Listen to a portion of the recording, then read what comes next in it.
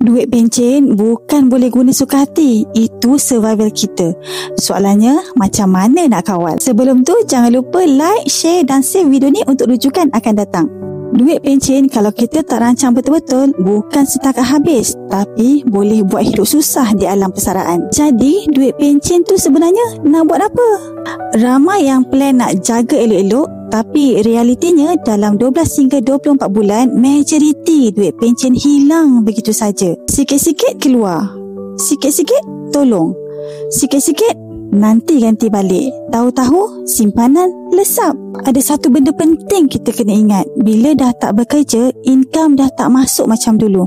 Barang makin mahal, umur makin naik, kesihatan tak macam dulu, kos perubatan confirm naik. Sebab tu duit pencen bukan duit belanja sesuka hati. Itu duit survival kita. Sekarang ni nak simpan kat mana? Pilihan pertama, simpan di bank atau mana-mana institusi kewangan duit kertas.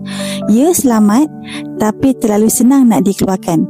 Dan lagi bahaya, duit makin mengecil. 100k hari ni tak sama nilainya 10 tahun akan datang. Pilihan kedua, simpan sebahagian dalam bentuk emas fizikal.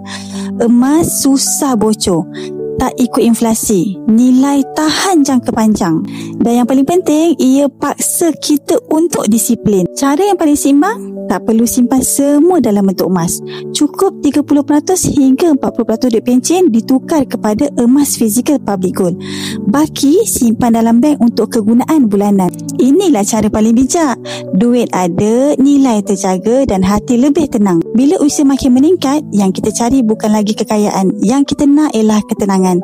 Jangan tunggu duit pencen bocor dulu baru nak menyesal. Kalau nak saya tunjuk cara yang selamat dan mudah untuk mula simpan emas, PM sekarang. Kita rancang dari awal.